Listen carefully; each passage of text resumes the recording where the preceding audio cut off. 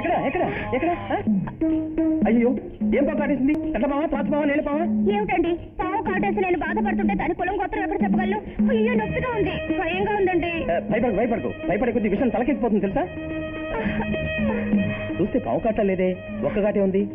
అయ్యో, నొప్పిగా ఉందండి. ముందు విషయం తీసేస్తాను.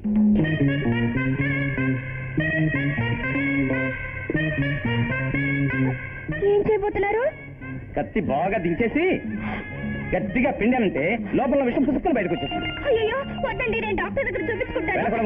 ఇది పావు కాదు తెలుసా? వదిలేస్తే విషయం తలకెక్కిపోతుంది. అయ్యో, కాసేపు ఒకే నిమిషం అదే విషయం తీసేస్తాను.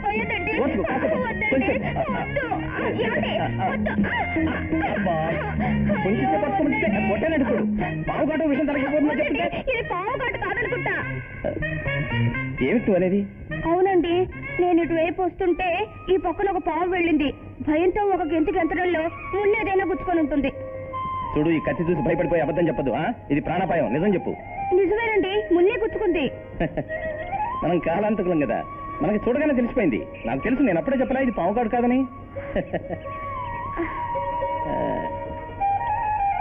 అమ్మాయి, ఎవరు నువ్వు? నాగరాజు గారి చెల్లెలు సులోచన. నిన్ను ఈ ప్రాంతంలో చూడలేదే.